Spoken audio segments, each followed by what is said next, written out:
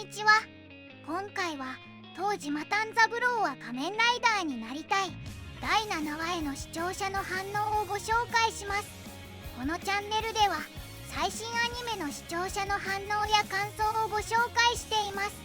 みんなの解釈や考察を知るとアニメ視聴の楽しみが増えると思いますので、ぜひ最後までお楽しみください。すっかり仲良くなってて笑った。また良いアングルで写真撮れてるな。いい話だった。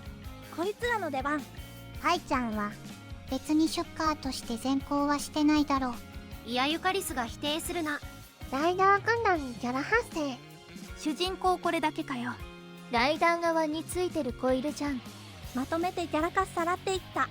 正義のショッカーとか正義のジオン並みにやってはならんだろう。正義のジオンってバーニーだろ。0080の正義のショッカーになるの。毎回おもろいけど今日は神回だったわ。最後のあれだけでギャラもらえちゃっていいの？声優のギャラは拘束時間で決まるそうよ。まあ今回程度のだと前の話とまとめ撮りになってるだろうが、もっとウヤフとかでもらってる人とかもいるはずだし。善行を全否定されるショッカー。何せ悪いことがあると全てショッカーのせいだというのか仮面ライダーだからな。いい話も気持ち悪い涙と鼻水で台無しやな。よく去るならもっと台無しにしてくれる。タイガードライバーかけたら殺人未遂になる。こういう回いいね。親子者には弱いのです。ショッカーが正義の味方になってしまったら東島ライダーたちはただの不審者になってしまうのでは。ショッカーも不審者やろがい。別に正義の味方ってわけではないんだよな。悪同士、気に入らないやつをぶっ飛ばしただけっていう。毎回誰か号泣してんな。仮面ライダー自体が正義のショッカーと言えるのでは。思い出話に入ってちょっと不安になったが普通に面白かった。今週めっちゃいいドラマやってて笑う。もうあれだな。スーパー戦隊の後釜は正義のショッカーにしなさい。でも雲男にショッカーにしてもらえたらんだから悪側やろつだけん。 JK は正義側のショッカーになったのになんで津田健はないって言われるんだ。津田健これからどうなるのか。ショッカーの中で立身していくのか、それとも第三勢力的な感じになるのか。まるで津田健がショッカーになったみたいだけど合ってるね。雲男に筋は通すだろうけど最終的にはわからんな。内容もオープニングもエンディングも完全トップアニメやな。親父は商売する時代を間違えたんや。今なら SNS でバズったはず。いい話だな。でもタックル不足なんだけど。タックルの敵はショッカーでなくてブラックサタンとベルザー軍団な。不死身のショッカーが組長になったヤクザ組は強い。ショッカーにしてくれるとか雲男優しい。いや、自分も頼めばショッカーにしてくれるのか。この世界だとどこの国もショッカーの1人や2人抱えてないと生き残れなさそうだよな。強敵相手には特訓だな。新パワーアップアイテム配布とか言っちゃダメだぞ。特訓会か。本物のライダーよりもクマの方がパンチ力高いとかデータがあったの見たな。仮面ライダーブレイドとダチョウが互角というのは見たな。ショッカーなのに使う技はタイガースープレックスやタイガードライバーでヒロイックだったな。その理由も今後わかるぞ。これめっちゃ面白い。でも幼少期に仮面ライダー見てた世代って今何歳だよ。仮面ライダーの放送スタート1971年4月。そこから逆算してみな。ヤクザパート多いとシリアスみ強いなと思ったらそうでもなかった。中尾の出て行った母、今のところ作中で一番の美人だったな。面白いけどいくらなんでも主人公の出番少なすぎね。古文の抜けた前歯は入試だったのが九死に完全に生え変わったんや。でゲームセンター嵐か。人生もあんこも尻尾の先まで楽しもうぜ。原作タックルのコマがめちゃくちゃかっこよくなっとる。おいいね、楽しみ。無敵の雲男、誰が倒せるの？ショッカーは俺一人でいい。ライダーは俺一人でいい。通りすがりのショッカー戦闘員、通りすがりの仮面ライダー。ライダーへの憧れは捨てきれてないのかね。本物を知りきった上で選んだショッカーなんだね。いかんな、俺こういう話弱いんだよ。怪人にも情があったってわけではないんだろうけど、いい仕事したな。津田健かっこいい回だった。めちゃ見応えあったな今回。やっぱキャラクターの物語描くのうまいはよくさる。未だかつてこんなかっこいいショッカー戦闘員がいただろうか。命令がないからか知らんが、全然理性失わない夏だけん。正義のショッカーって要は仮面ライダーなのでは。相変わらずよく猿作品の人間は水分多いな。ユカリスまで彼を否定せんでも。いやユカリス、お前も正義落ちしたショッカーやろ。ラストの主人公組あの一言言うためだけにアフレコ来てて笑う。なんでだろう、ショッカーのが人間としてまだまし感じるのは。ユカリスは正義じゃなくて愛だし。令和のアニメでタイガードライバー91を見るなんて誰が予想できただろうか。悪いヤクザから街を守るいいヤクザなんだよ。あの人この前まで強盗してましたよ。ヤクザは反射です。正義の味方ではありません。しかしね、極道には極道の正義があるのだから。忍者、国道は殺さなきゃ。使命感。お父さんのたい焼きは美味しそうで成功しそうなのに、何がダメだったんだ。タイミング。飲食はリッチトーン。店出す場所かなと言いたいけど、店舗構えたたい焼き屋も結構すぐ潰れてたりするからな。まあウリコは可愛い女の子の方がいいよね。あの手の店は。車でやってるのならいろんなところへ回って試食会とかやってみるのもよかったのかも。普通に美味しそうだよね。薄皮パリパリたい焼き。親父のたい焼き自体はちゃんと美味しいっぽい。当たり商売って難しいよね。多分屋台のお姉ちゃん看板が薄汚れて目立たなくなったのがお客が買いやすくなった原因かもしれん。親父もメイジングで露骨な反射感がなくなったし。っていうかあれ元はヤクザでもないんだよな。東島にしても一応兄弟にしても肉親が失踪したり殺されたりの背景あるけど、ユリコは何なの。大好きなタックルが殺された悲しい過去があるんですよ。この世界、別に鍛えて強くなったやつもいるけど、ナチュラルゴーン強いやつもいるから、ユリコは多分そっち側の素質があった上にさらに鍛えて強くなったと思われる。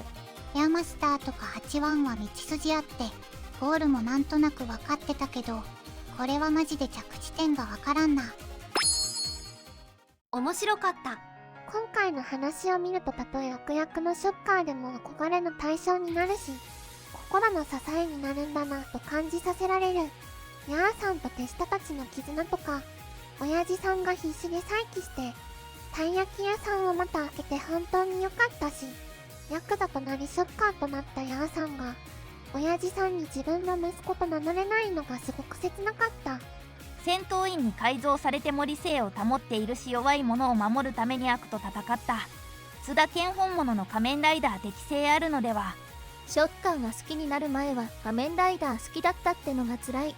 中尾はショッカーになりたくてヤクザになったおかしなやつだって忘れそうになるくらいいい話だった。ストーリー的には乗車が1人増えただけだが、よく考えると久保田さんも職失ってない。雇われ用心棒だからそのあたりは必要とされる居場所はあるだろう。あの強さなら。結局久保田が殺した中尾をショッカー本部に連れて帰って戦闘員に改造して放逐したってことなの。この後久保田と中尾って再会するの。それか雲男がショッカー戦闘員に改造できるかだな。俺もショッカーに入って八女になりたい。俺はサソリ女になって長澤まさみちゃんになりたい。いい話風ではあるけど、よく考えなくてもショッカー強盗とかオレオレ詐欺とかやってたからな、この人たち。頭を使ったしのぎが無理だったのでノックアウト強盗をしてたんですよ。怪人になるといきなり一般人改造手術してショッカー戦闘員にする権限持つんだな。なんかすげえエリートだな怪人。怪人に選抜されるのは能力高い人間を厳選するからな。何かしらの能力は特化されてる。怪人が怪人にする候補探してたりするのかな。本郷武史誘拐したの雲男だし。ヤモゲラスと影バコンドルは戦闘員にやれとか言われてたし、コウモリ男よりも偉そうな赤戦闘員がいたりで一律ではないと思う。もしも親父が成功した世界なら、ヤクザにならず堅気のたい焼き屋親子で切り盛りしてる世界線もあったかもしれない。親父はババアのサポあってそれなりに成功してるから売り出す場所だったんだろうな。でも看板を変えるところまでプロデュースしてやれ。中尾も喧嘩強かったから強い戦闘員になったの。戦闘員はそれなりに強い。それと戦える東島たちがおかしいだけで。あとこの世界、今回戦ったレスラー崩れみたいに強いモブはそれなりにいるよ腐る世界だからな。ショッカー戦闘員からの変身解除ってあんな感じなのか。道理でユカリス長時間そのままだったわけだ。兄貴がショッカーなの射程知ってるけど消されないのかあれ。 V3 兄弟もショッカーの存在は知ってるけど消されてないし、影響がなさそうなら放っておいた方がいいって判断だろうか。タックルと東島が無視されてたあたりもそうだけど、あまりにも強靭すぎてこんなのほっといても異常者として一生に付されるだろうという判断。小学生自分に親父の知らないおばさんの犬になるのはそりゃつらい。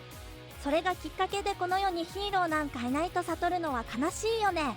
ヒーローなんていないの。二人は被災した子供にライダー好きかって聞いたら似たようなこと言われた吉川浩司を思い出す。体貫かれてるのにショッカーポーズできるのはすごいな。肉体的には東島たちの方が上かもしれないが精神力がすごい。7話だけで3巻全部終わったな。めっちゃペース早い。津田健ヤクザ、これから表のしのぎどうすんだろ。死んだ親父に代わって組み立て直すんかな。多分東島みたいに日雇いでまっとうに汗を流すんじゃ。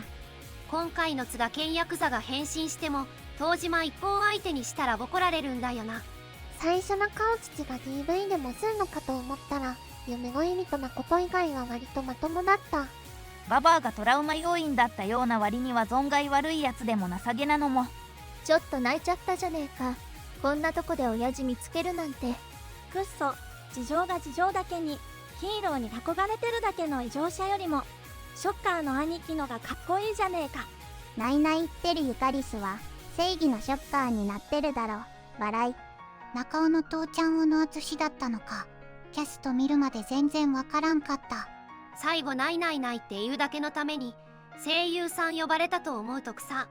自称仮面ライダーの異常者集団よりショッカーになった津田健ヤクザの方がまともに見えるのおかしい。つうかこいつも戦闘員の皮かぶった仮面ライダーだろ。中尾さん、夢かなってお父さんにも会えてよかったね。今日は泣けて笑えてよい回でした。なんだろう。本来主役なはずの激しい光に脳を焼かれてライダーやってるボンクラどもよりもショッカー側の方がまっとうに仮面ライダーの筋に乗って生きてる感じがする。中尾のおっちゃんと親父ともども諦めずに夢を叶えられたのは嬉しいが、30年越しにやっと顔を合わせられたのに息子がショッカーをやっている真実を打ち明けるわけにはいかないのは辛い。またクマと戦ってる。特訓会か。素手でクマと戦える人なんて喉から手が出るほど欲しがっているでしょう。来週は新書突入。今週のエンドカード。かっこよ。エンドカードかっこよすぎ定期。演歌かっけー。エンドカードの仮面ライダー1号がかっこよすぎる。ここは中尾の演歌じゃないのか。最後までご視聴いただきありがとうございました。皆さんのご感想や注目ポイント、考察などありましたらコメントで教えていただけると嬉しいです。このチャンネルでは最新アニメの視聴者の反応や感想をご紹介しています。ぜひチャンネル登録とグッドボタンをよろしくお願いします。それではまた次回の動画でお会いしましょう。